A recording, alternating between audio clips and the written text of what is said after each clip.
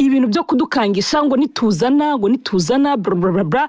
Kuba umuntu yakodesheje hoteli akaba arakwishyura amafaranga yagiye kwiba, yagiye kwica, ari buterateranye, hari bube kitchen pata amafaranga akaboneka, hari bube umuhura amafaranga akaboneka, ibyo ntibikureye no kubona amafaranga yawe. Abantu bafite amazina akomeye hejuru ya miliyoni 5 amafaranga ushaka kumanuka ku Gisenyi ugatawe yamaze cya muri Kongo. Ibintu dukeneye ibintu bifite ireme, bifite ibintu bizima. Nibakosora ibyo bakosora. Hoteli imeze kuriya no kuvuga ngo ugomba kuba ufite restaurant mw'indani iri mumanze murebe ngo aba bantu ko service bagombaga kubaha nizihe, hanyuma izo batahawe nizihe. Izo muvuga bahawe mbi murambura akantu. Nimuza kurambura murasanga social media cyangwa izi platform turiho zagiye. Nababwiye ko hoteli ni nk'ibitaro. Umuntu agera azi ko umurwayi we bukire. Iyo ugiye muri hoteli ntuhabwe service nkuko uyexpectinga. Umva ni bake bajya muri hoteli bakavayo bishimye. So tuze gufata impande zose muri kuvuga ko abantu bagomba guhabwa service nziza. Twibuke ko mukenda bashoramari bagomba kuza gutanga gutanga ibyo bikorwa abantu bakabona n'akazi. N'izina ry'Imana sinzi niba hari umushoramari ushobora kuza kumva ukuntu marara ahangaha buri muntu wese ari kwikubita ibuye ngo abyuke mu gitondo afate miliyoni aje gufungura indi hoteli. Bazayicaraho gutya. Ibyo uvuga ni ukuri, nanjye nabivuze kuva kare, nabivuze nawe ni challenge ku mushoramari. Noneho I like you open the debate and discussion again.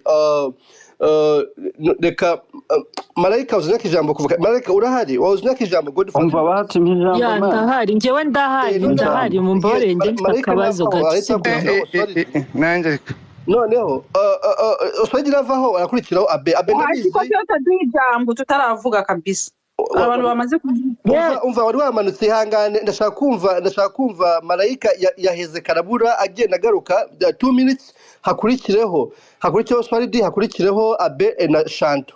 Rwose mwihangane. Challenge Godfather zanye mwayumvishe. I wish yakaba yari hano kuva kare kuko bana bakobwa babisobanuye. Bavuga inzitizi bagiye bahura nazo. Wenda Swalidi aza kumfasha twari turi kumwe hano n'abandi. Go ahead Malaika, go ahead. Okay, ngiye rero ngiye kuvuga utuntu dukeya cyane, sibyo? Hari ikintu tumaze gucreatinga mu Rwanda kandi kimaze gufata umuco uremereye. Uba umuntu yagukubise akanaza kukubwira ukuntu urira. Ibi bintu ntago mbikunda, sibyo? Mujye mureka niba umuntu yakubiswe arire uburyo ashaka kuriramo. Kandi kuba ufite information ukaba udashobora kuzisharinga, undi wakubiswe akaba afite information akaba ari open up, kuba ashobora kuza akavuga ukuntu ari kuribwa. Wimukanga information ufite zigumane niba udashaka kuzizana kuri table ngo tuzisandaguze tumire imira tujugunye ibyo tujugunya. Ibintu byo kudukangisha ngo nituzana bla bla bla. Kuba umuntu yakodesheje hoteli akaba arakwishyura amafaranga yagiye kwiba, yagiye kwica, ari buterateranye, hari bube kitchen pata amafaranga akaboneka, hari bube umuhura amafaranga akaboneka, ibyo ntibikureye no kubona amafaranga yawe. Naho uburyo abantu bishyura amafaranga yabo ntago ibyo bintu bikureba. Ikintu rero cyatumye manika nkasaba ijambo guhera kare, wa munyamakuru wa mbere aje yatanze igitekerezo bereka atabikosoye. So kuza hano mukazana excuses ngo hinjemo abantu batabazwe, ngo hinjemo nabo bari bagombaga kuba bafite security ku muryango. Twebwe iwacu muri Kongo utashye ubukwe utatumiwe, izina ry'Imana banakwaca ku mulango, uguma ku muryango nta gushaka kuhinjira. Hinjira dressing code, hinjira invitation. Abantu birwavuga ngo umuco wa Kongomani ngo n'ubusambo. No, nabo bagombaga kuba bafite security, bakareba amazina y'abantu babukinzwe, bakavuga ati mwinjire. Ariko kwako n'ikibazo cya security cyari gihari nyine, nta security yari ihari, ntago babonye uburyo bimanaginga kwako. Still management is still big issue in the hotel. So rero aba bana nimukomeza kubatera amabuye ntago bakagombye kuvuga turazana izindi video nituzana ibindi twahishe. Ese mwebwe muri gutekereza yuko ibintu bya none se muragira ngo bigende gute? Izo information muzifite ni muziduhereze none turebe uko turi bubigenze. Nkura munyamakuru aje akavuga ngo barengeje umubare ibiryo, ni muzizane tumenye ibyo tuvuga n'ibyo tureka. Naho nimukomeza gusa nk'ababwira ngo muceceke ntimuvuge baraceceka, niwe nandi makesi araceceka. Ndasubiramo iri jambo, ntabwo dukora ibintu byiza kubera ko president yabivuze. Ntabwo dukora ibintu byiza kwa Fande yahagaze akavuga ngo dutange service nziza. Ntabwo dukosora ibintu kubera ko byarinze bigera ku babyeyi badushinzwe. Dukosora ibintu byiza, twakora ibintu byiza kugira ngo abana tuzabyara n'ibindi bintu turi gukora bigire uruhuririkane bigire ireme rikomeye, right? Twaraje hano tuvuga education, ku education yapfuye, tureba ukuntu abana bacu turi kubafata tukajya kubahigira amashuri outside, ari ibintu twakagombye kuba twara buildings from scratch, abana bakagira ireme. Icyo cyari ikibazo cyaratambutse. Nose muragira ngo n'ikibazo cya customer care kibe nkuko nguko. Dukora ibintu byiza kugira ngo ejo nejo bundi byubakirweho. Ntago dukeneye abashoramari bazana amafaranga yabo bakayatereka hariya badashobora providinga ibyo tubasaba. Ayo mafaranga bazayagumane, ntago abanyarwanda bazapfa, ntago tuzicwa n'inzara, ntago bizaba bibi. Ariko niba bashobora guprovidinga service ihwanye n'amafaranga bazana, sibyo? Umugani haza mu Nigeria, hari mu Nigeria wigeze kuzahanda turamutuka ngamwibaze haza mu Nigeria akajyana izo information akajya kuduta hanze akajya kuvuga ibi bintu byose biba ari bibi. So niba muzanya amafaranga yanyu nk'abashoramani b'aba diaspora mu bahanze, please nimukurikirane service from the A to Z, muzana amafaranga ariko muna making sure ko mu providing ibintu mwashoyemo amamiliyoni yanyu. Bitari ibyo ngibyo nta musi numwe tuzatinya kuza kuvuga ko imbere yanyu hari zahabu inyuma haboze. Ntago tuzabitinya kubera ko ibintu mukora it's a hospitality n'ubuzima bw'abantu. Ngiye birabiryo nabibonye ndavuga mbiri nshobora no kugira ikibazo. So undi umwari yavuye hano ajya mu Rwanda muraza kukamatera ko hasi. Ibi bintu se muri kugira ngo tuzabiteceke kweza ryari? Muzajya muza mubwira abantu ngo dufite amakuru, ngo dufite urundi ruhande ruzane, we threatening abantu kubabwira ngo ceceka ntagira ibyo mvuga. Niba abana barakoze amakosa, 5,000 sina amafaranga menshi umuntu hano yayafata kayabatangira cyangwa uwari wowe wese abakire hano barahari. Ariko amahoro akaboneka, service zigatangwa, ibintu bigakosorwa. Ntabwo abantu baje hano gusenya se business yuri ya mugabo. Ntacyo bituma miliyoni 1, 2, 3, 4, 5 ugasenya ibintu by'umuntu. Ayo ntago ari amafaranga yatumuza gusenya hano, right? Abantu bafite amazina akomeye hejuru ya miliyoni 5 amafaranga ushaka kumanuka ku Gisenyi ugatawe yamaze cya muri Kongo.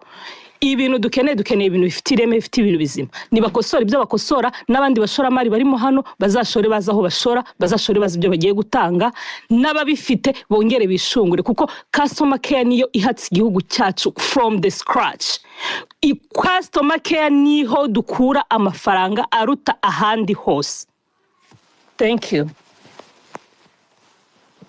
Yes, yeah, great point. Kandi urakoze cyane. Ubwo uvuze ukubiyemo ibyo bana n'abakobwa bavuze. Overall keyword iri muri kino kibazo ni customer care itagenze neza. There is no doubt shaka harabayemo icyo kibazo kuko ndabona abakobwa baravuze ati management y'iriya hoteli yaraturenganyije, turahamagara tubura n'uwo twitaba na nyiri ubwite akuraho telefone. Abana bakobwa babivuze rwose, they left with no choice usibye guta zirantuza hanze. So yeah, reka twumve Oswald umfashe ubwo uze kujampinga no kubyo Godfather yavuze kugira ngo tube fair in the middle. Yeah, go ahead. Okay, asante sana. Muri space nk'iyo abantu nka Godfather bakenewe, ariko no mu ntangiro muribuka ko nabazaga ibibazo bisa nk'ichallenginga kugira ngo space be balanced. Kuba umuntu yavuga ibyamubayeho aramutse atabeshye, icyo si ikibazo.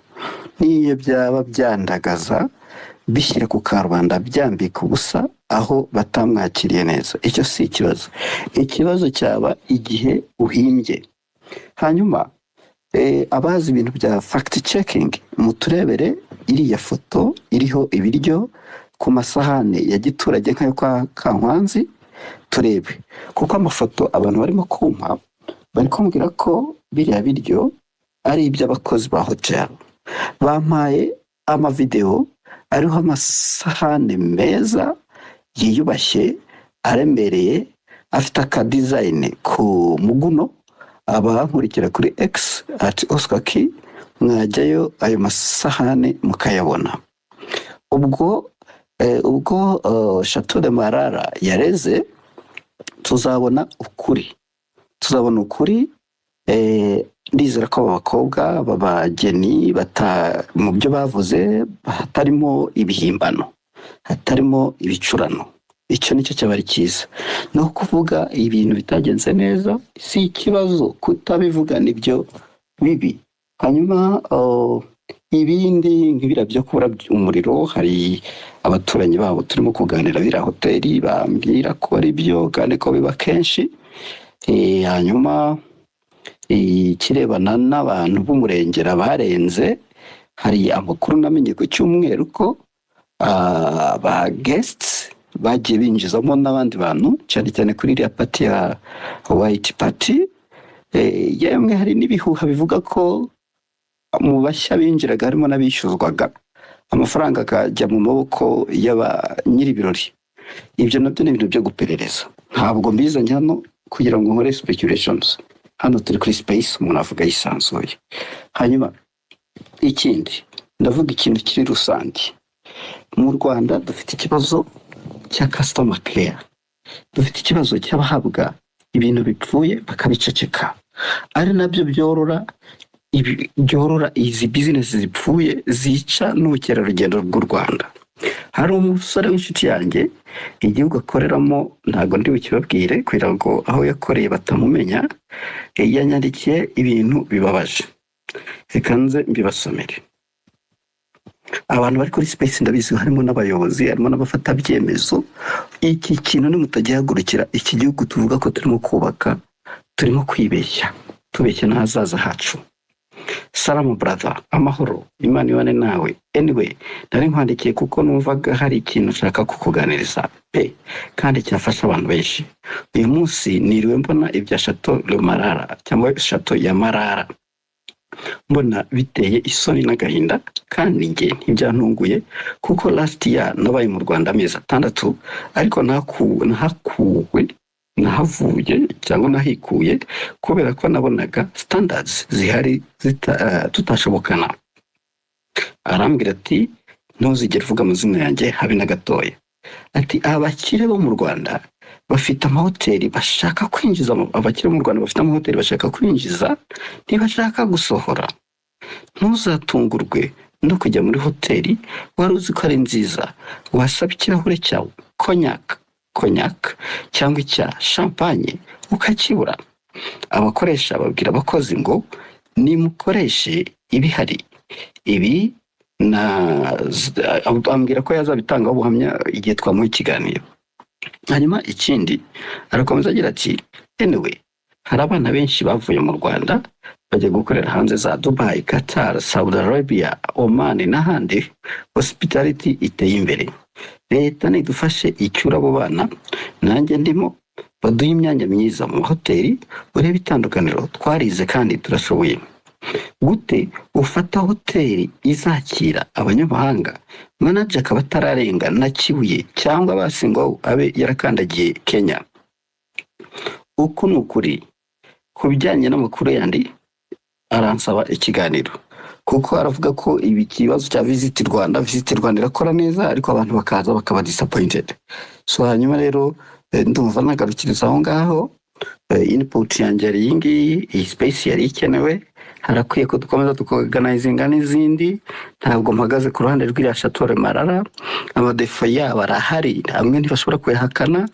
Urumva ikibazo gisigaye ni ukumenya niba ibyatangajwe na ba Mackenzie harimo ibwenda exaggerations, ibicurano, ariko n'uburenganzira bwabo kuvuga aho batanyuzwe.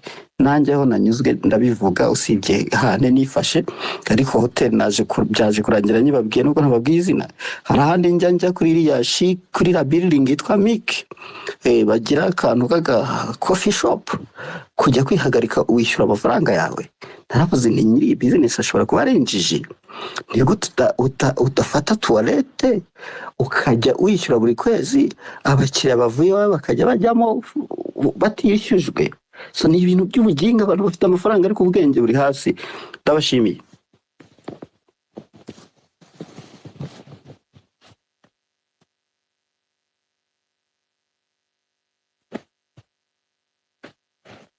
Uranyumva? Niba turakumva. yego urakoze cyane. Arakoze Sakim.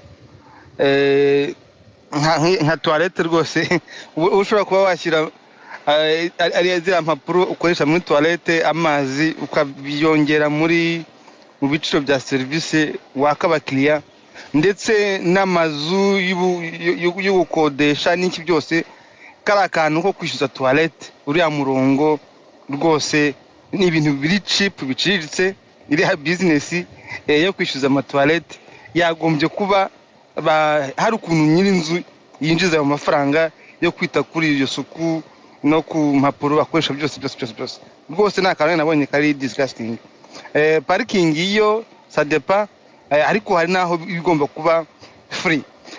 Ngarutse rero kuri icyo kintu cya kiriya hoteli bari aba customers ushatse kubanenga yuko hari amakosa bakoze, audacity yo kwaka refund iri kuva hehe niba mu by'ukuri muri rationale yabo mu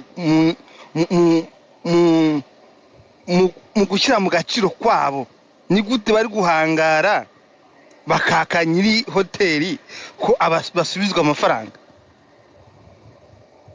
Ahubwo Robert Greene niwe wavuze ngo muri 48 laws of power cyangwa se 33 strategy of war, ushaka kurwanya intambara neza rimwe na rimwe wemera ikosa kugira ngo ukomeze ube umunyembaraga.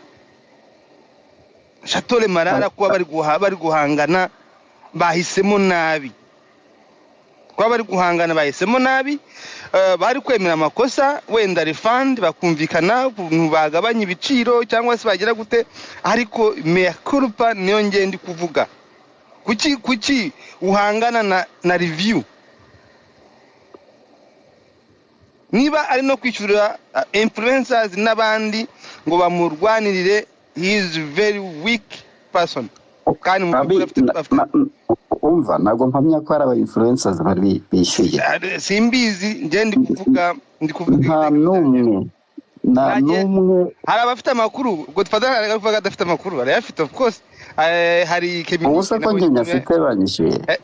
Nabonye communique ibyo yanditse, nabonye numvise Godfather, numvise hoko hari side yo kurenza capacity ndayumva kurenza capacity. Nanjye ubwo bwino abasore bafite ndabufite, ariko se nuza ntanze intervention uwishe ivuga nk'umuntu wishyuwe. Reka nza nkubwire n'ikirebana umva nkubwire ikindi nk'ikirebana n'amatapfuye, sibyo? Amatapfuye vraiment ari amatapfuye umuntu utari wo muri hoteli yaho ariko wo mu yindi baturanye. Arambye ati iminsi yashize uruganda rukanawe kuruvuga rwatanze amata apfuye, natwe twayasubije ku musupplier, wasanga bo batarayasubijeyo kuko yarapfuye birazwi Karongi yose. So nukuvuga ngo nuko abantu bashatora Marara batashatse kuza kuri space bari buduha amakuru nyine aho niho nk'ubwo muri justification bari gutanga icyo kuba amata yarapfuye bagikwepera hehe. None se customer arashinjwa yuko kuba bararengeje umubare w'abantu capacity bari bumvikanye byatumye amata apfa, byatumye se bada flashinga ngo bigende. Ibyo byose hari amakosa hoteli ifite kandi irakiyubaka turabyemera rwose, ndetse iyi ni case iri bishobora no kugirana muri cabinet kuko hoteli nk'iriya yagombye kuba ifite infrastructure zihagije, harimo renewable energy, bagombye kuba bafite solar power, bagombye kuba bafite bafite gatoya nakabonye aho rwose hari incentive leta ishyiramo mu bashoramari. Ameke okay, njyewe nshaka kugira ngo dukore no kuri Minisiteri y'Ibikorwa Remezo na RDB. Rwano umuntu wikorera of course, ariko hari incentive leta ishyiramo inyoroshya no kwankuraja no kugira gute. Bagombye kuba hari nizo recommendation bamubwira bati ahangaha turacyafite ubuke bw'amashanyarazi, amazi kuyapampinga kuyazamura, kugira ngo noneho nk'umuntu washyizeho iriya hoteli kuyirebera inyuma ni byiza, ariko n'imbere urumva ko hari byinshi bibura. Amashanyarazi, amazi, ari ukuntu bagombye kuba bavuga ati njyewe particulièrement ngiye ku giti cyanjye ngiye kureba ukuntu nashyira imbaraga mu kugira amashanyarazi yisubiramo, akoresheje umuyaga cyangwa akoresheje izuba, kuko niba ahangara akita inyenyeri eshanu adafite ubushobozi bwo kuba yawe generatinga amashanyarazi, umva ko hari byinshi biri kubura. Niya campaign twavuze ya Visit Rwanda, kandi koko ntuzahari Karongi ni destination washyira mu zambere mu Rwanda apari ya Kigali. So nje ndumva strategy nziza ya hoteli, ngo ndi gusoza, strategy nziza ya hoteli nibavuge mutubabarire, tubijeje impinduka za vuba cyane. Murakoze. ako kantu rwose, ako kantu alo Rame wamyitinze birimo gusakuza. Rameke mutinga. Oh my goodness. Okay. Umunyamategeko ahise abahamya ibyaha anabasaba gusaba imbabazi, biratangaje. Rameke wagize ngo nifaza ko host kugira ngo muri connections bidufashe. Reka dukomeze twumve El Shanto. Yeah, murakoze. Yego, iminota ibiri rwose. Oya kibazo. En fait, iki kiganiro nanje nakibayemo kigitangura space, ariko ikintu kibabaje nuko en fait habaye ko gujustifia ikosa ryarakozwe, ariko hari abantu bashaka kujustifia. Abe bivuze neza, there is no excuse ya bad service naho yoba ari imwe. Hari ikintu muri hospitality bavuga ngo customer is a king. Bafise igituma bayishizeho, urumva? Kandi hariho ukuntu please ibi bintu bigenda abantu babisigura ukwavyo bikaja n'ama social media mu YouTube, umuntu wese akabisigura avuze ngo mfise amakuru canke numvise agashaka guharezo. No, kubera what happened, hari ikintu baravuga ngo what happened in Las Vegas, stay in Las Vegas. Ha excuse yo kuvuga ngo nibyahabereye, ngo n'ibintu by'ibicano byahabereye, umwanda wahabereye. What happened in Las Vegas, stay in Las Vegas. Niko bazungu bavyemera. Ugiye muri vacances Las Vegas. Yes. What happened in Vegas, stay in Las Vegas. Nuko bakivuga ari ukuntu bara bakivuga abongereza bo barabisigura neza. Nukuvuga yuko ugiye muri vacances mu mahoteli cyane cyane nk'abazungu bagena, hari ibintu byinshi bihaba, ariko ntushobora kuza gusigira umuzungu ngo kubera mwagiye mujya muri hoteli abakungu bararyamana bagira iki cyangwa bagira ibyabaye byose abanywe inzoga bagasinda, ngo umuntu ace avuga ati naroze service mbi, ha mu umuntu ace ashaka kuyisasira. No, ivyo sivyo.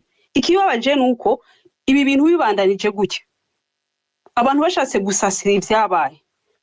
Believe me or not, nabari abariko batanga ama service amabi muri hospitality, they are not going to change. Ahubwo especially yo kuvuga uti bari je cyane numvise aba victime niho bari kwisigura, aba victime ubu nibo babaye mbese umu victime niwe ubari kotera amabuye. Bashake kuba baramuhaye service 80 20 ntibazimuhe. Umuntu afise droit yo kuza akavuga ati jewe naciye muri izi channel, ariko izi channel zaranse, rero ndabishize kuri social media yanje. Ni uburenganzira bwiwe. Kwari kushaka gukubita umuntu amubwira ingene arira. No. Mpeza rero reka mbabwira. Ibi bintu byo guhora mbwira na Oswakim ariko navuze ngo hano yagiye kunywa cafe, ngo bahora basaba ngo amahera yo kuja muri toilette. Oswakim, mwe muri aba journalist, muri aba influencers.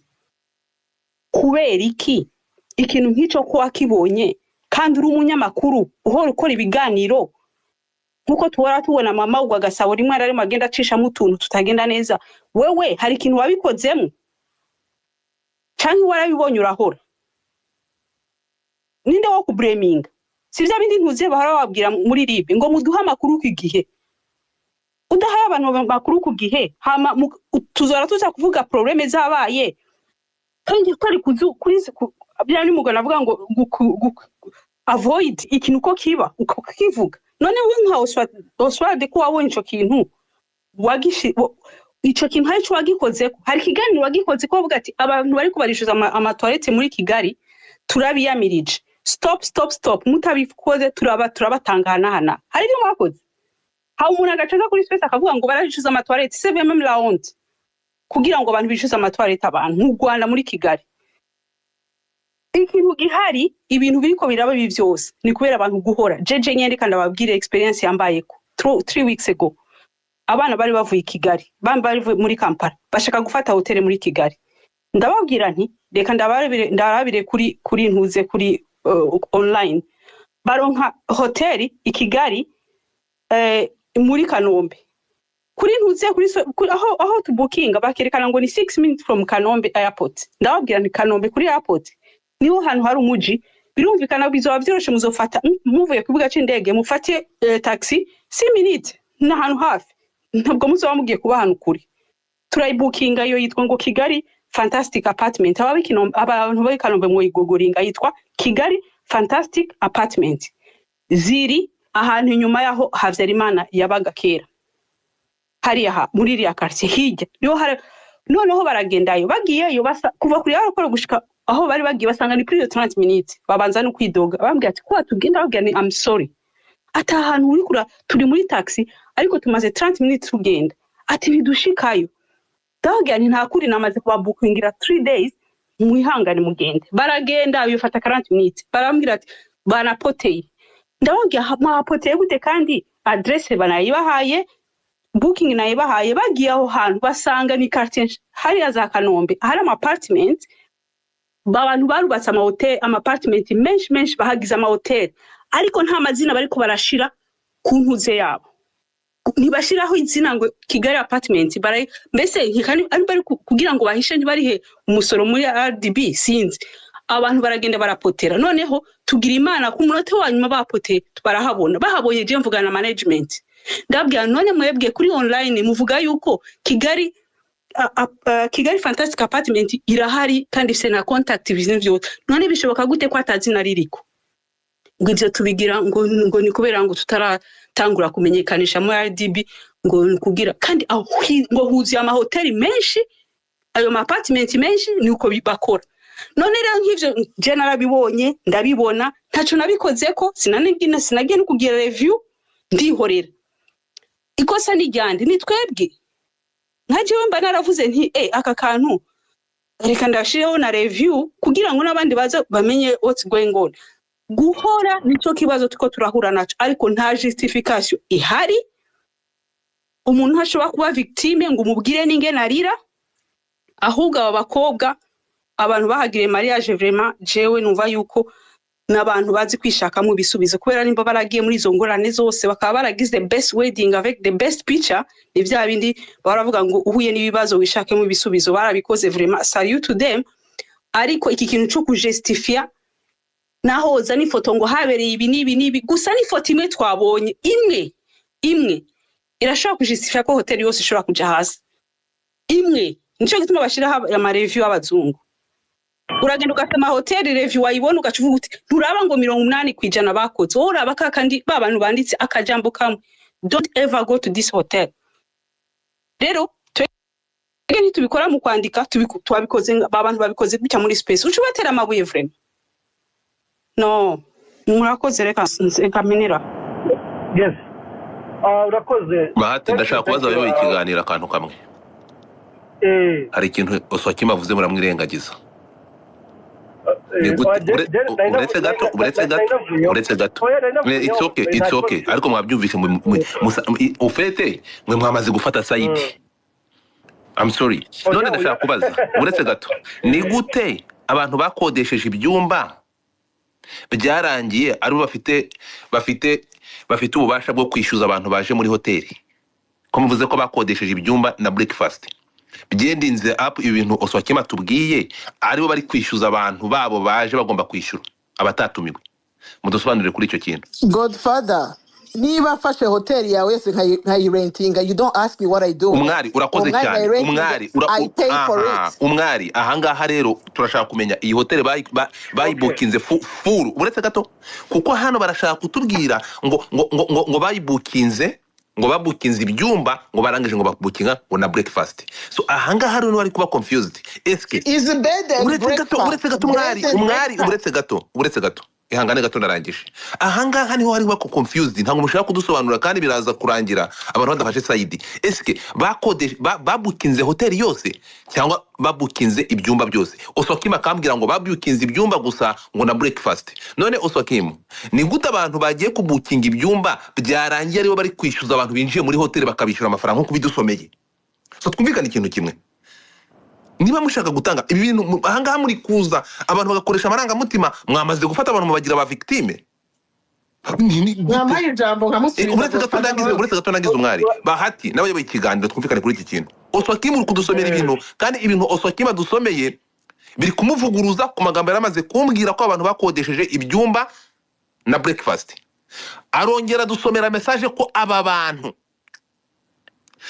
igihe cyageze aba bantu bakodesheje hoteli biba ngombwa ko aribo bishyuza abantu binjiye kuri hoteli. Bishyuzaga bande bahawe iyo autorité, bishyuza bari bahindutse abakozi ba hoteli.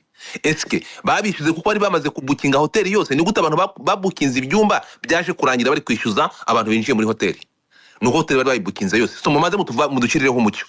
Aba bageni babukinze hoteli, uretse gato babukinze hoteli yose cyangwa aba bantu babukinze ibyumba? So ahangaha rero ntabwo muza kuducabiranya. Ahangaha ndababwiza ukuri, nimufata abantu mukabamanika ahangaha buri muntu wese, nababwiye kuri izi platform buri muntu ari kuza akagendera mu mujyo bakaza bagafata hoteli bakayirundaho amakara. Bahati hari message yaje hari message yaje ya docteur mwamanuye Rameke yambwiye ngo nyibasomere muri kumanura. Bahati wanyemereye nkayisoma? No, Rameke yaryamye waretse. Okay, merci.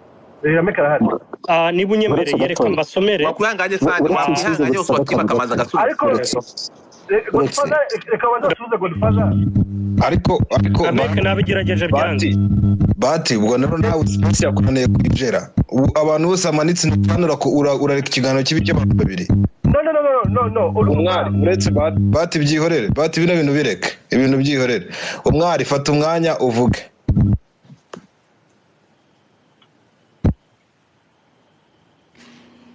Rameke urakoze ifo kubanza ukamyutungura first. Urakoze nubwo Bahati yanyimye ijambo. Bahati Keba dufite umuntu urimo kuvuguruza ibintu twavuze byose umunsi wose. I know. Rameke arimo kubyuka asinzira byuka je birambabaza cyane. Rameke urimo kubyuka usinzira arimo kubyuka Godfather araje arabivanga twagomba kumucalenginga usibye kugira ngo tumusubize kandi mutunyamupfatiza. Go ahead mwari. Reka musubize gato vuba Godfather kubyo yaravuze, noneho mvuge na point yanjye vuba abandi babone nabo umwanya.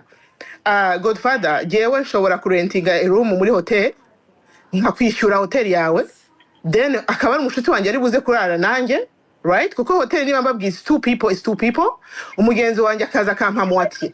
Ibyo ntabwo ari ikibazo cya hotel. Right? As long as hoteli niyo bakubwiye bati bafashe ibyumba byose, iyo ufashe ibyumba byose bya hoteli automatiquement uba warentinze hoteli yose kuko nta byumba biba bisigaye. Right? Hoteli bakubwiye bati yari sleep bed and breakfast. Tukuvuga ngo bari bemewe gukora breakfast. Ari ikintu nakomeje kumva abantu bose bavuga na Godfather bivuze ngo niba ngo bagomba kugura hanze. No. Ihoteli imeze kuriya nukuvuga ngo hari umuntu wabivuzeho hano. Ugomba kuba ufite restaurant mu indani iri high standing igaburira abantu. Kubera iki wakora hoteli ntugaburira abantu muri restaurant abantu kajya kurentinga hanze? Urumva it does not make sense. What type of business you are doing? Urumva icyo ni kimwe. Ikindi kuri point nashaka kugarukaho cyane parce que jewe mu Rwanda rwose nahuye n'ibyo bibazo byinshi cyane bihuriye aho ngaho. First of all, ikibazo gihari cyane mu Rwanda usibye n'amahoteli n'abantu barentinga za apartment n'amazu. Sinzi ahantu bakura abafotografe bakabuhariwe baza bagafata amafoto bagashariya, ariko ibyo ubona online ntabwo ari ibyo ubona. That's number one. Urumva barashaka amafaranga ariko badashobora kuguha service ingana n'ayo mafaranga.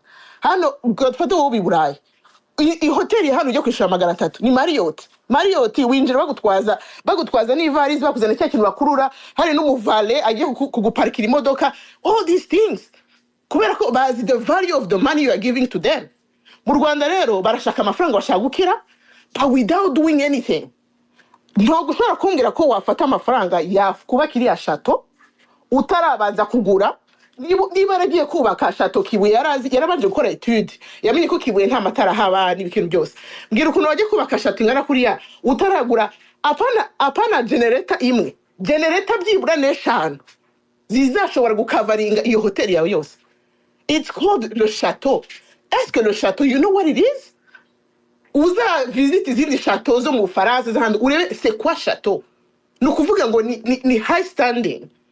Ntabwo rero ari château haunted one aho ubona ibisimba aho ubona ibishishi mu byo kurya. It does not make sense. Kandi nkabona abantu mukomeza mushaka utuntu two gusobanura nguru. Listen, we're not talking about Dr. Marara, we're not talking about the Mackenzie here, we're not talking about Josine and her sister we're talking about what really happened. That's where we have to keep the focus. Abana kureba ngo muri Marara rwose ngo no, Marara business ye ntabwo ari nzima ntibatanga service nzima. Point et trait. There is no more explanation. Aba bana sizo umuntu yavuze ngo bishe ngo 60 million. Niba gashisanzwe ashobora kunarenga kuko bagiye kwifashisha batumiza ibintu bivi Kigali ama generator ayo se n'amafaranga batanze extra kandi at the last minute everybody knows yuko wishura amafaranga menshi. Niba umpamagaye ngati nkene generator ubona niba nayikodeshaga 100 ndayikodesha 500 because ni ibintu biri ija ayo mafaranga yose niba barishe 50 bakarenzaho n'ayandi. Do you think it's a joke? Do you think yuko ari ibintu byo kureba mugashaka gushaka mutuntu tu explication dafite umutwe n'amaguru? Really? Umva, they felt ngewe ndababwira ngo my own experience njya mu Rwanda muri 2023. First of all na bookinze online. Mbona appartement zimeze mbona ari asirenze n'iziburayi. Ngeze muri appartement sanga mire zose ziratose humidity ahantu hose. Ndamubwira umuntu I cannot sleep here. Thank God ntiyari yanyishuje mbere. Ibaza njya muri stress narayengeze Kigali njya muri stress yo gushaka ahantu ndi burare iyo joro mu gitondo nkashaka abakomisiyoneri bakajya gushakisha ahandi. Okay, abakomisiyoneri baraje baramfashije shakisha ahandi hantu ndahabonye. Uwo mugabo akibona izo appartement nta nubwo appartement hirimo n'abandi bantu ikintu cyambere babonye ko babonye ko mvuye hanze barambwira bati it's $1,000. Tutamanura tutaduza whatever. Ndabwira okay nta kibazo. Ko jewe ndakwishura ariko yuha nawe ugomba kumpa ibyo wemere kugomba kumpa.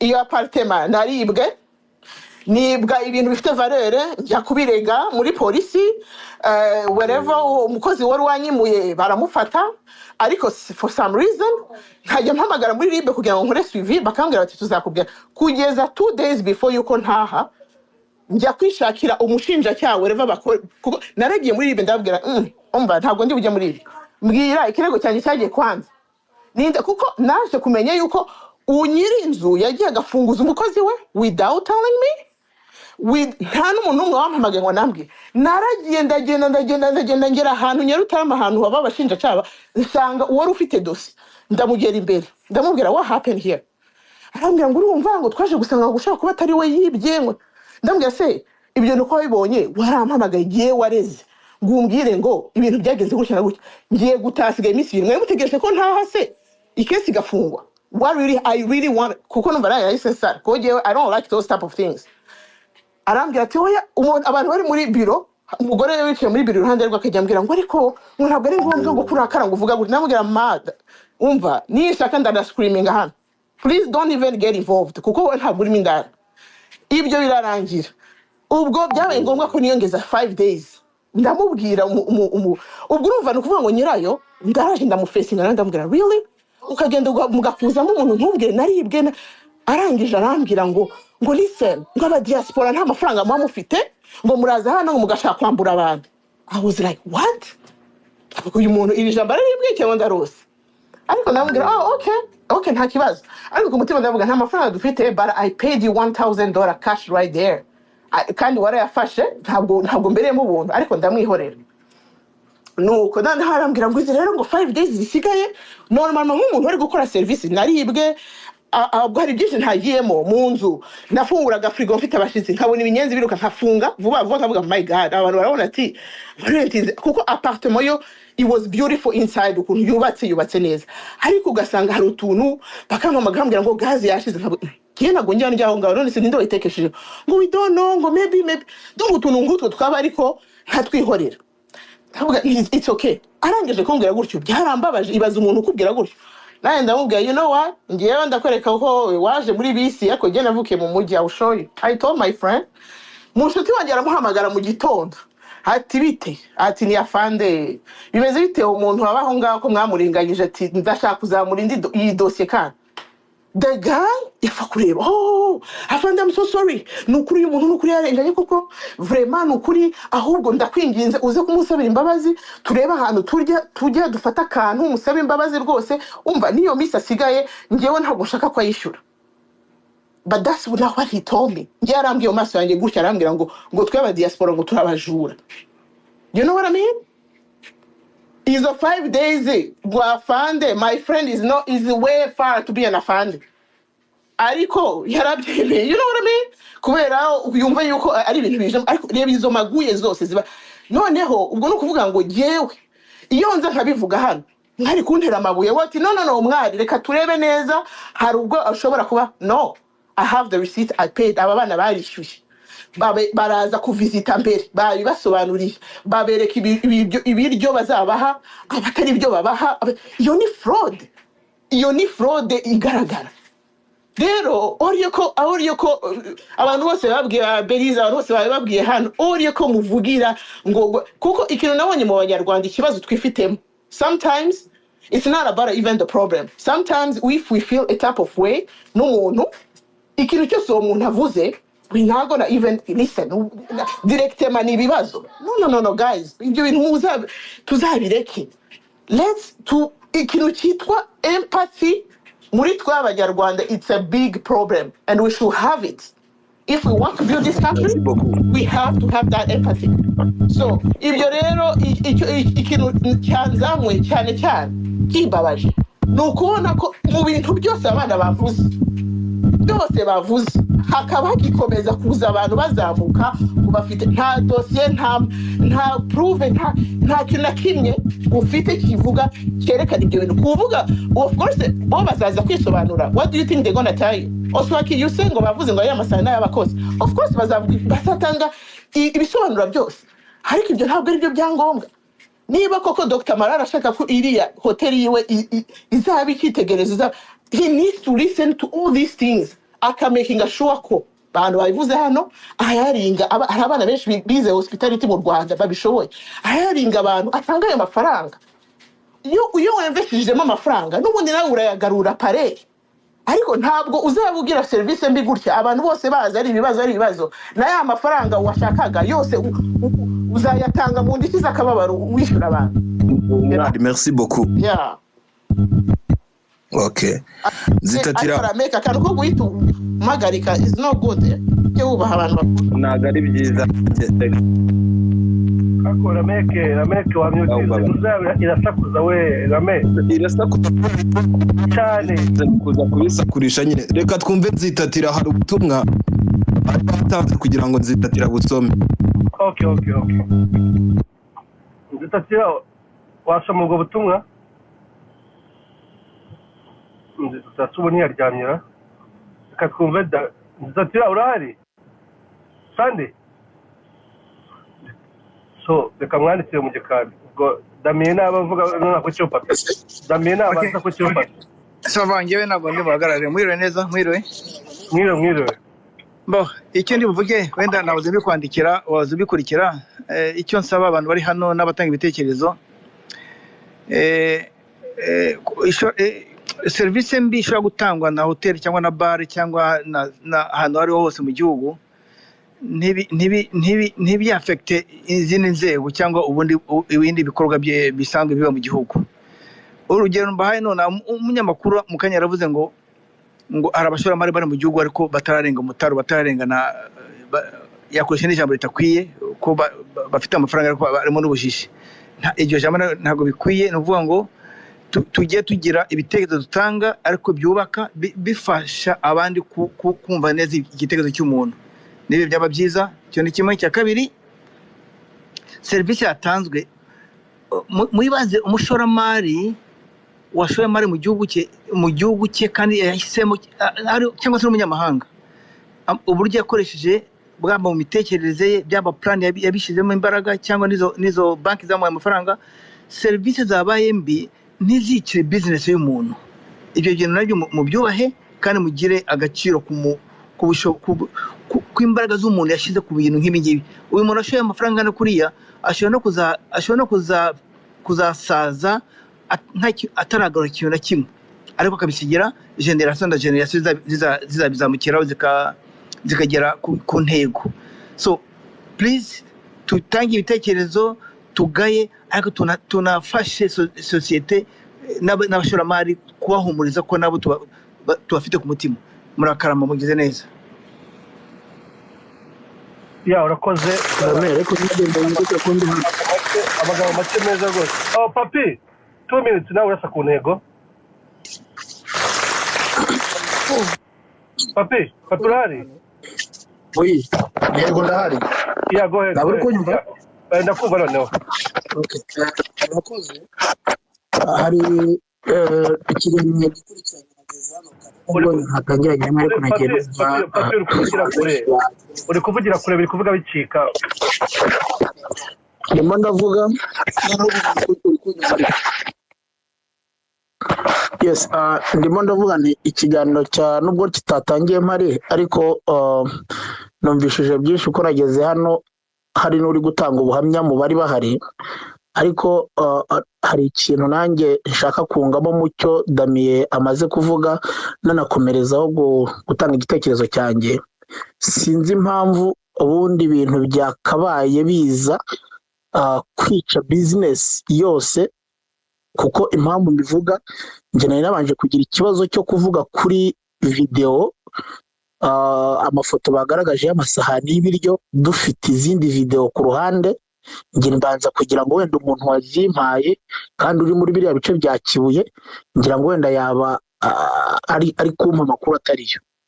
Mu by'ukuri aba bantu nubwo Godfather yabivuze, nkabandi kumva abantu bahise ko baza bakamwifatiraho ngo aje ari gusenya ngo abarenganijwe. Hari ibintu bibiri turi kwitiranya. Umuntu wa mbere wavuze ngo yagombye ko yaraguze generator nk'icumi, ndajya nkubwira ngo na stade hano mu Rwanda ishobora kuba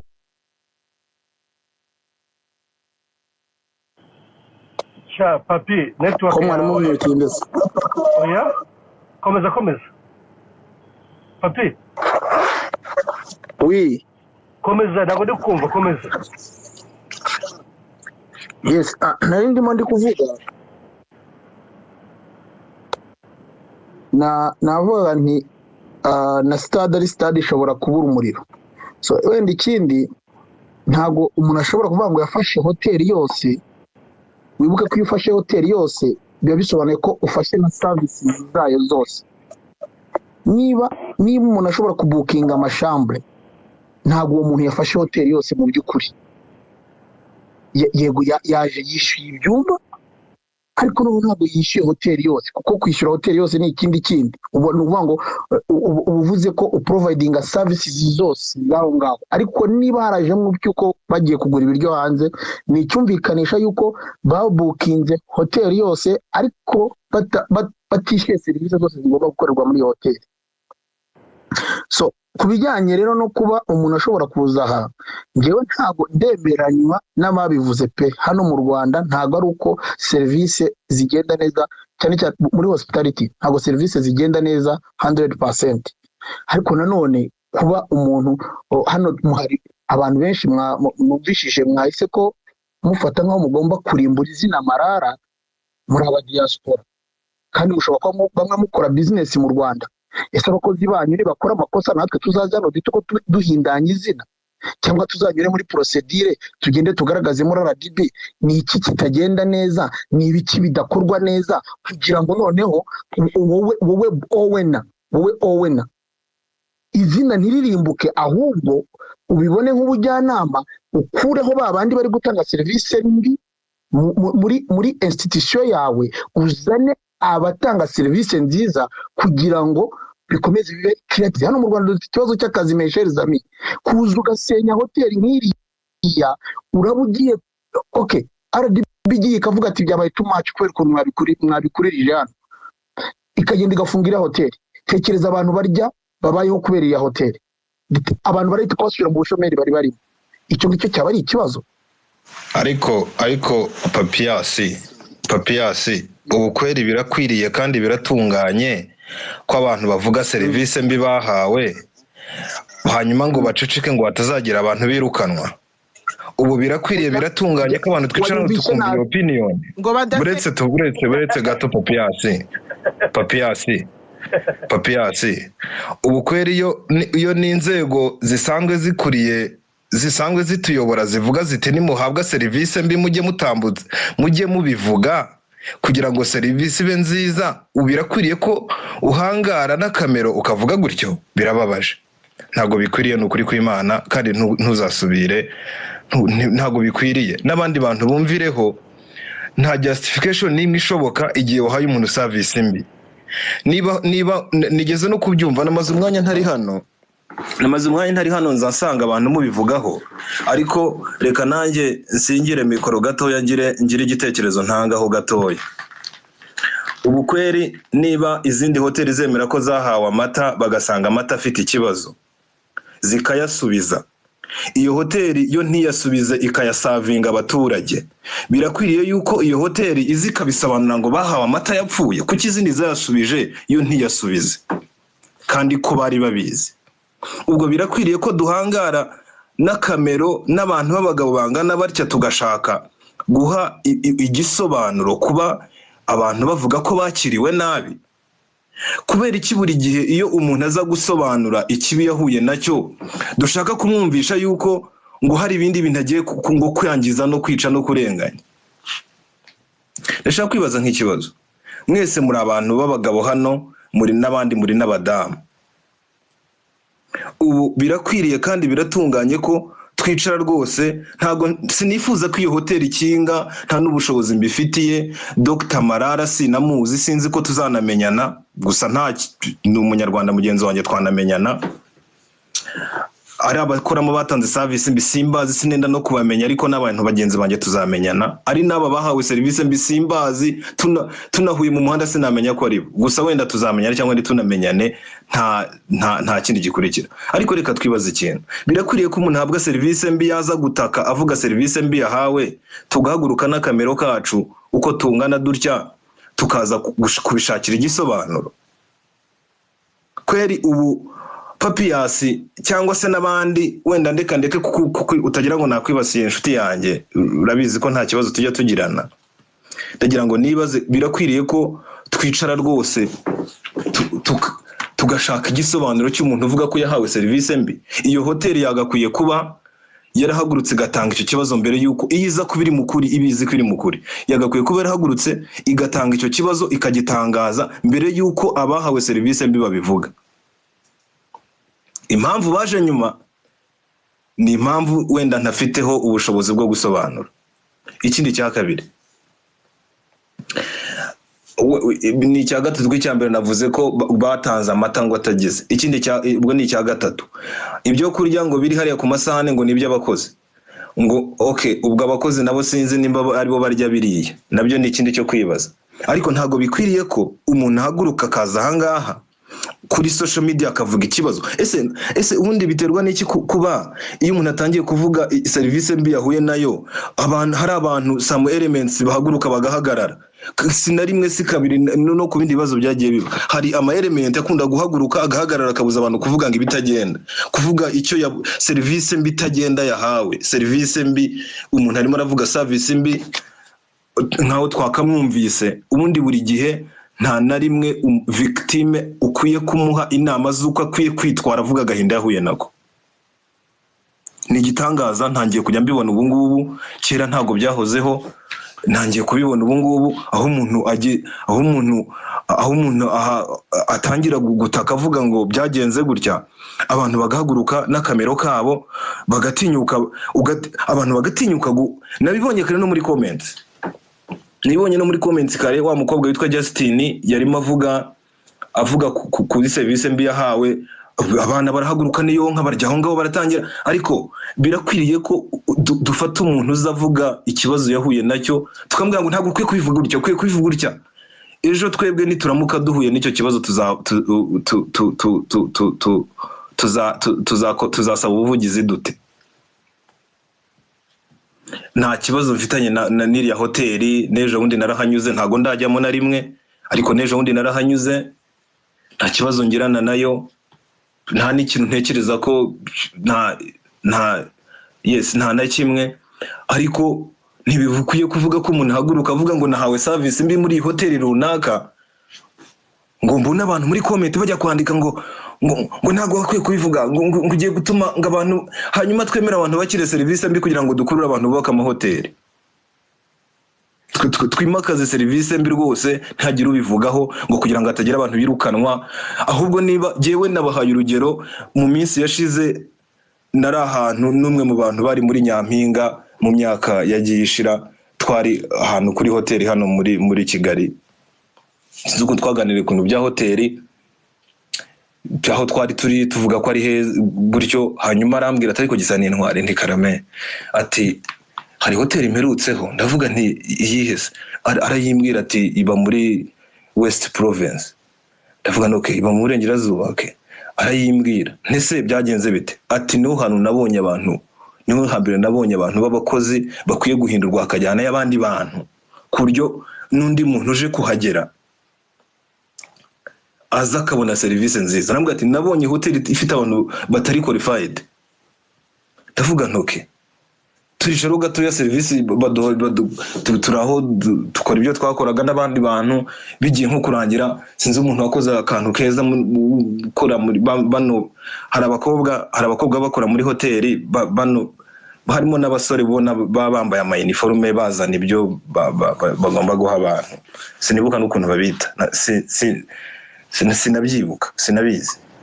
Ariko abawaiters yes, abo ngabo bano bana batoya b'urubyiruko baba savinga mu mahoteli, kandi bakora n'umurimo ukomeye cyane, umurimo mwiza dukunda kandi tunubaha.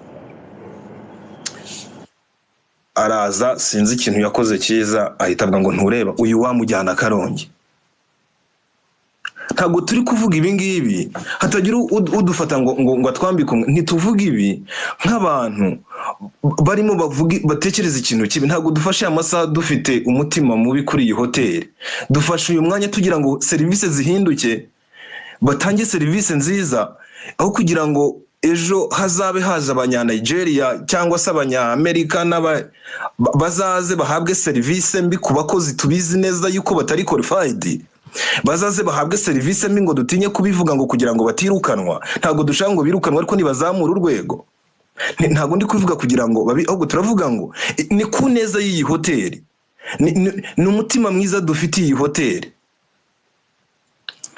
ni umutima mwiza dufitiye serivisi ku rwego rw'igihugu. Iki gihugu mureba kibeshejweho na serivisi abanyarwanda batanga. Turifuza ngo hoteli sinabizi mbona ari inzu yera iba hariya ku kiyaga. Abantu bakora muri iriya nzu, muri iriya hoteli, badufashe batange serivisi nziza, kugira ngo ejo byibura tuzabona abantu batangiye kuza bishimiye serivisi zihari. Bakira abanyamerika, bakira abavuye i Bujumbura, bakira abavuye sinabizi, ariko byibura tubone serivisi zabaye nziza. Ntabwo tubivuga ngo uko twanze hoteli, ariko reka mbabaza, uyu munsi ubonye umuntu urimo gutanga serivisi mbi, ubizi neza ko bishobora kuzagira impact mu gihe kirekire, ukanga kubivuga bikagira ingaruka, ngo bitagira ingaruka akagira abantu birukanwa, ubwo turiske serivisi nziza ku rwego ruri national, ku rwego ruzakira abanyamahanga bazaza, ngo kugira ngo tutabivuga ngo uyu munsi bakirukanwa. Ubu ngumba nabumvise space banayumvise, ndimo nkora nk'uturimo, nkumva nkakurikirana nk'ibitekerezo abantu barimo gutanga nkabyumva, nagize nkavuga ntariko ubu tujye tubona ikitagenda tugiceceke, ngo kugira ngo tudakoma rutendere. Twicare turebere rwose ikintu kitagenda neza tukihorere. Uya mumbwire space nyifunge, mumbwire space nyifunge, mwafungura n'iyindi maze noneho mukabisigiriza mukabigira byiza, nyifunge rwose. Niba ari byo mushaka ko tuzaduceceka, service mbi tukayihorera, kugira ngo hatagira umuntu ntidushaka ngo yirukanwe nazamura urwego. Birakwiriye ko umuntu akubwira ngo mpanagurira amazi ahangaha, ariko kazushinzwe bwa ngo ndumva ntabyo nshaka. Ibyo nabyo ngo tubyumve tubyihorere. Bebe Bahati mumbabarire gatoya mumaze amasaha nk'atandatu muvuga nari natujeho gatoya rutuntu nari ndimo ariko ubu ndabohotse ndagira ngo mumbwire birakwiriye kandi biratunganye ko tubona ikitagenda neza tukagiceceka. Iyi business ari yawe wakwishimira kugira umukozi utanga service mbi warangiza ugasanga umuntu yaramucecetse ntiyamuvuze ngo kugira ngo bikarendo bikakwicira brand. Hari hoteli tuzizafunze hano ahazi hose zirahari, hari n'indi ba munsi y'ibita ahantu usa numanuka uvuye ahantu hari banke imwe yahoze yaguzwe n'abanyakenya yahoze ari y'abaturage. Ubwo nabyo mbivuze nka ya magi babiteke umureti cyangwa bitogose. Zaragiye zifunga zarashize kubera iki? Service iraba mbi murabiceceka ngo ntimushaka kubivuga atagira wirukanwa ngo ubivuze ngo ari kuba. Reka mbabwire ntago nirengagije ko Dr. Nyakubahwa Dr. Marara yakoze investment ikomeye hari jewe ntarakora, ariko nanone ntibivuze ko niba arakoze iyo investment umuntu agiye akakirwa nabi ngo tubicece kuko ngo yakoze investment y'amamiliyaride ntago bibaho. Yakoze investment nziza ikenewe ikunzwe turayikunda cyane, yewe ushaka no gusanga nutekereza yuko yavugira hoteli atandusha gukunda iriya hoteli ataranayigeramo, ahari wenda agenda arayigezemo, ahari wenda atanandusha gukunda uriya mugabo, ahari wenda atanaziranye n'uriya mugabo nkuko tuziranye. Ariko ndatekereza tuvuge ngo birakwiriye ko mubona ikintu kibi mukakivuga ku neza. Aba bana ngo bagerageje gukontaktinga iyi hoteli kugira ngo babanze babikore anonymously, ariko nta kintu babonye. Abana babivugiye aha, nubwo hari ikosa baba bahakoreye ntago ri justifying, nubwo hari ikosa baba bakoze ntiri justifying ko bagomba guhabwa service mbi ngo nibarangiza baceceke ngo batavuga ngo bagakoma rutendere ngo hakagira abantu birukanwa. So ubwo nagira ngo mvuge hicyo, kandi ubwo nizere ko byumvikanye neza. Whether you like it or not, that's my opinion. Nawe ugomba kugira yawe. Reka twumve Bahati mbabarira nyihanganira abari gitanga umwanya kuko ntabashaka ko wari umuntu uza kuvugira mu bandi bantu. Abantu bafite umwanya benshi bavuze batanze ibitekerezo, tugiye kumva n'abandi batavuze kuko nta kindi gisheshe tugiye kumva gituruka mu bantu bafashe umwanya uhagije. Tugiye gufata abantu batari bavuze. Hari Gatete taravuga nshaka kumwumva. Reka twumve Gatete. Nshaka kumwumva yawe. Go ahead, Mr. Gatete. Murakoze. Okay, go ahead. Hello. Turakumva Gatete. First of all, ngewe ikinshimishije nuko kuba twicaye hano turi abantu barenze igihumbi turimo kuvuga ku kibazo nk'iki ngiki, ni ukuvuga ko twese cyatugezemo twashishikajwe buriya ikintu ngomba kubabwira muri DPRS ya kabiri bavugaga ngo bakanguriraga abantu bafite service batanga kuzatanga service nziza. Muri NST baravuga oya, ahubwo turambiwe gukangurira abantu batanga service gutanga service nziza, ahubwo dukanguriye abazisaba kwanga service mbi. So ubu ngubu turi muri phase yuko nuhabwa service mbi ugomba kuyanga, kandi umuryango utazimuye urazima. Rwose ni umuco mwiza wo kuba niba wahuye na service mbi ugomba kubivuga, ni byiza, ni umuco mwiza. Rwose ibyo bavuze kare iyo point sinyivugaho niyo Rwameke yavugagaho, rwose ni point nziza, tugomba, ni umuco mwiza, niduhura na service mbi tugomba kuyivuga kugira ngo abantu bazamure service. Burya kuzamura service ntago bijya birangira, nta hoteli nimwe mu Rwanda cyangwa ku isi idashobora kongera service zayo zikabanza kurushaho. Icyo cyumvikanye. Ariko ikindi nashaka kuvugaho nuko kuba wavuze service ko wahawe service mbi no kuba wabeshye biratandukanye, kandi ukabeshya umunsi ukira abantu bakaza gutanga. Umuntu yavuze ko yahawe service mbi ariko ntabwo amafoto yashyizeho ari ukuri, kandi abandi bose bari bafite ukuri cyangwa batagufi. Abari bari aho bose nta numwe wambwiye atari kuburetse nibyo twahawe service mbi. Service mbi nge numvise kugeza kuri uyu munota ni service ya generator yarazimye, habura indi yisimbura. Usibye ibyo, udusimba iyo ugiye ku kiyaga ugasiga umuryango ukinguye cyangwa idirishya rikinguye, turiya dusimba turinjira. Ntabwo ari imibu ngo izagutera malaria, ni udusimba tuba hafi y'amazi. iriya hoteli nubwo yashyiraho utuyunguruzo umuryango iyo bawukinguye binjira uturiya dusimba tujyaho. Ikintu kibi bakoze mbona nuko bari bafite generator itarimo wenda amavuta cyangwa yari idakora. Niyo service numvise. Ibyifunguro ntago ari ukuri kubera ko ifunguro ryahawe aba patrons bahageze ritandukanye n'iryo bashyize ku mafoto. Abashyize ku mafoto iyo funguro bari bagamije muri iyi minsi basigaye babyita ngo ni ugutwika, ariko kera babyitaga ngo abanyarwanda bakunda byacitse. So when you complain, but complain in good faith. Complaining ufite umugambi wo gutuma ibintu bigenda neza. Complaining ushaka byacitse. Kandi noneho washaka byacitse ukagira abantu nk'ijana. Iyo umuntu complain akavuga ati twajyana mu hoteli generator irapfa biba ngombwa ko dushaka iyacu, ntago twari kuba turimo tubivugaho hano.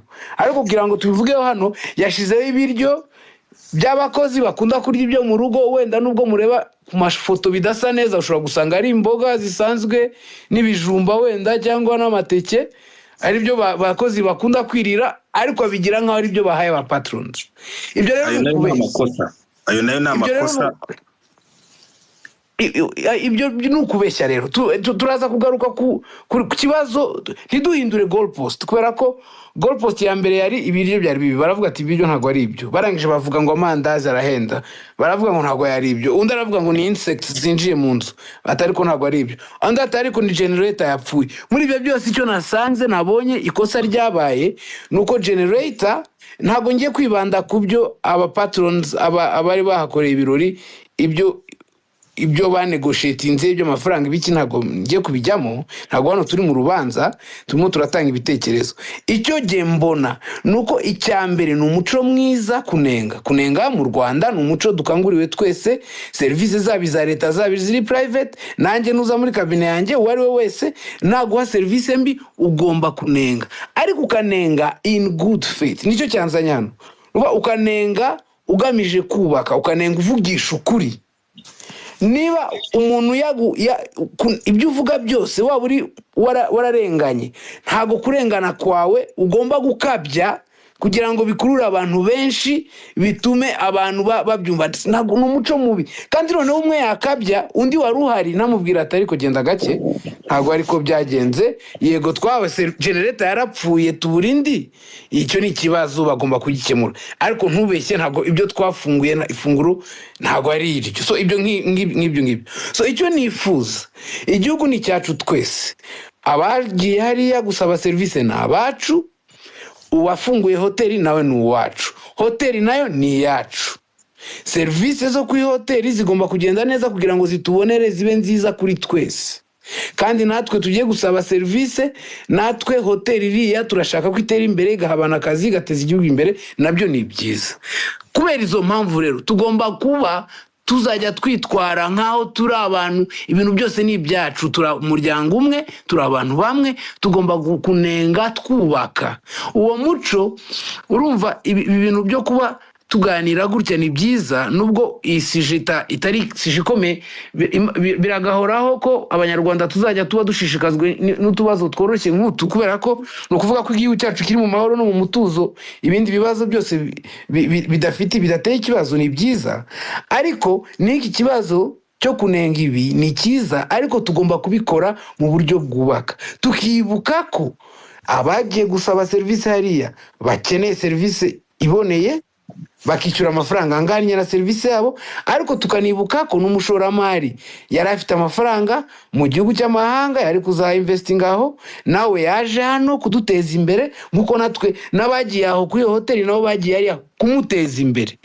So icyo nashaka kuvuga ntizimbye mu magambo, kunenga n'umuco mwiza, ndawukangurira abantu bose bari kuri platform, ariko tugomba kunenga twubaka, kubera ko byose ni ibyacu, kandi tukirinda kubeshya no gukabya, kubera ko ntabwo ibyo ubutari kirimo kubaka, ubushaka byacitse, ubushaka gutwika quote and quote, ubushaka gukabya, gushyushya urugamba. Ibyo rero ntabwo. Nyamara Marara niba yarimo yumva ibi bintu, umuntu iyo avuga ati ariko twagiye hariya generator igapfa tukabura indi, kuki uwo muco ni mubi mu bihindure? Niba Marara yabyumvise ibyo, ntekereza ko yahise akangurira kujya kugura indi generator. Ariko niba numuha feedback warangiza ugakabya ukabeshya, you are lost on your feedback is lost on him.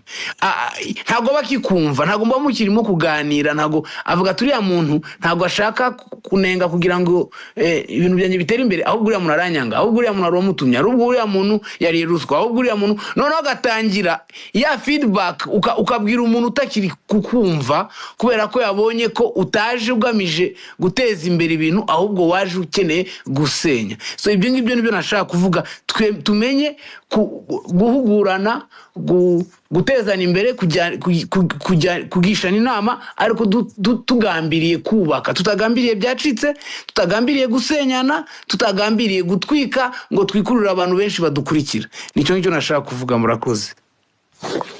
Okay, arakoze cyane Gatete, ati dukore buvugizi tutagambiriye gusenya, nta gusenya umushoramari ariko kandi nta no gusenya victime, uvuga ko uyagize ku mpande zombi, kuba hagati na hagati.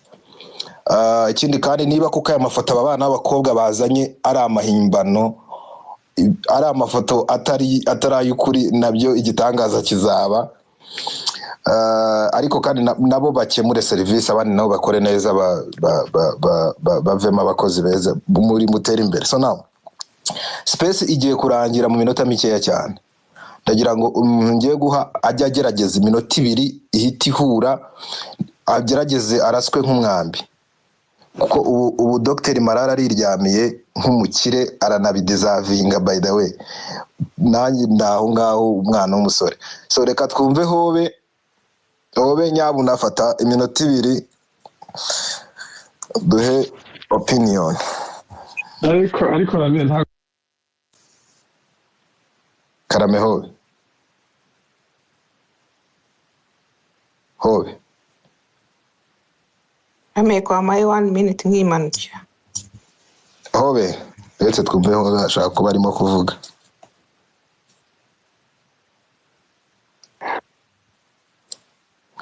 Okay, Korodi ngaho fata umunota umwe. Ya murakoze cyane. Abantu bakomeje kuvuga ngo amahoteli n'amaresitora arishyuza. Sinzi nawe mwaragiye Paris muri France, naho niko bimeze. Ni ukuvuga imico iratandukanye. Rero sometimes we make judgments, so turese ahandi bimeze gute.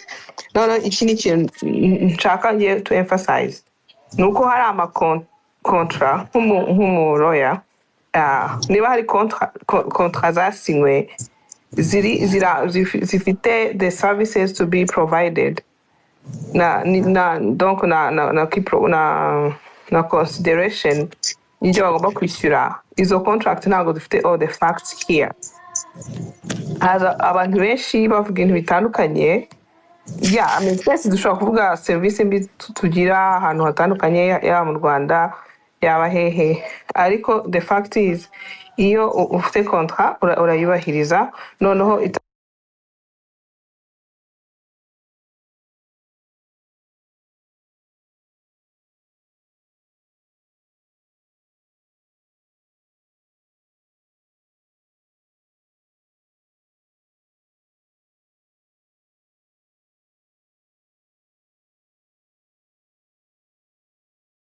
kubahirizwa ukagana inkiko.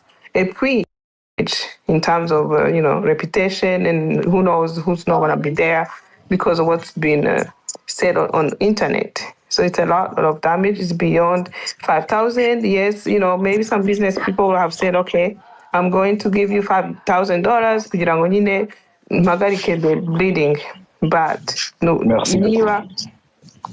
so ariko asante sana Claudie. Hobe uranyumva? Yego ndakumva. Nawe gaswa nk'umwambi umunsi umuntu arasha buziko itariki hindutse. Okay, murakoze kambashimire mwe mwateguye ikiganiro, nshimire n'abandi bose bagiye batanga ibitekerezo.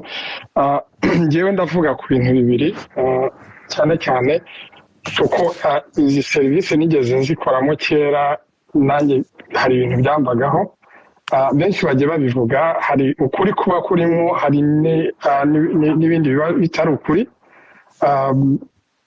ariko ibyo ngibyo nanone ntabwo bibuza kuba icyo kintu cyajya hanze kandi ukaba wakora evaluation nibiba kugira ngo ukosore ibitagenda neza.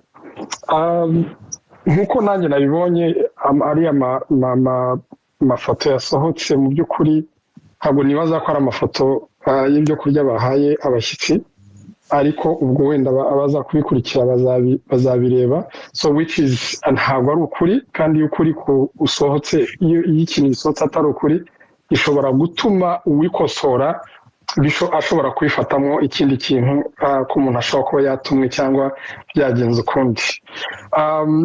Ariko nanone ntugire ngaruke gutanga serivisi, uwahawe serivisi n'uwatanze serivisi, igihe serivisi abonye atari nziza mu by'ukuri yakabivuze kugira ngo icyo kintu gikosorwe, kuko hari ibintu bibiri, hari abantu, hari management, hari n'abashoramari. Abashoramari umuntu ashora imari ariko management igakorwa n'abandi, so bifasha rero wa mushoramari kugira ngo akore evaluation, arebe management ye uburyo ikora n'uburyo ashobora kuba yakimprovinga services cyangwa yakora training ku bakozi kugira ngo ibikorwa bigende neza. So kuri iki ngiki rero jyewe ndaza kwemphasizinga kuri iki, ni byiza ko tureba ku mpande zose, ari uwa complaininze, ariko noneho uwa complaininze byaba ari bibi ko twa complaining bitari byo, bibaye bitari byo cyaba ari ikindi, kuko ngira ngo umuvandimwe yabivuze Gatete avuga ati rimwe na rimwe hari ikintu gikozwe nabi gishobora gutuma wa wundi wikosora atikosora neza. Nanjye mbona ikosa ryabaye cyangwa rihari ni ukuba hoteli nk'iriya wenda idafite generator zihagije cyangwa ushobora kubura amazi. Ibyo ngibyo byaba ari ikosa mu by'ukuri. Navuga yuko ari twajya tugita ngo ni pane beti.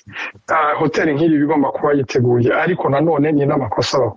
Avuga inti rero uko turi ahangaha tureke gucira iteka kuri bariya, tureke no gucira iteka ku bagize, ahubwo turebere hamwe uburyo serivisi zakosoka mu gihugu cyacu, kuko murabizi nicyo kintu dufite, nicyo kintu nimba bamamaje Visit Rwanda abantu bose baza bakurikiye serivisi nziza, baje kureba ko ahantu hose hose ari amahoteli 5 star n'izindi zose, ariko kuza mu Rwanda nuko hari akarusho dukwiriye kugira. Nkaba rero ari hoteli yanenzwe ikwiriye kwireba, ikareba ibitagenda neza, ikabikosora kandi ikanasaba n'imbabazi ku bitagenda neza. Ari natwe bakiriya tuzigana, mureke tube realistic, tuvuge ibyo tubona bikwiriye gukosoka, tureke ko exaggerate. Ari ibintu nawe utakwikorera ariko ushaka ko bagukorera, urabyumva? So bivuze ngo mu by'ukuri jyewe ndabona hoteli ikwiriye kureba ku ruhande rwayo ibitaragenze neza, bagasaba imbabazi bakanabikosora. Ariko nanone natwe tuyigana turebe uburyo tuzajya tureba ibintu, tunatange na feedback izo za rating n'ibindi byose, kugira ngo nawe abanyamahanga, kuko ababikoze n'abanyarwanda, ariko abanyamahanga bo bazabishyira ku mugaragaro. Ugiye mu review barabikora rwose, aravuga byose agashyira ku mugaragaro. So service mbi ziratangwa, mureke tubivuge. Nshimira ndangiza nsoza nshimira mwe mwese mwagiye mutanga ibitekerezo, tubivuge, ariko nanone tureke kwexagera, tureke dukosore. Ikindi ni ugukangurira abatanga serivisi mu Rwanda ko batanga amatraining ahagije. Amatraining arahari online, bashobora kohereza abantu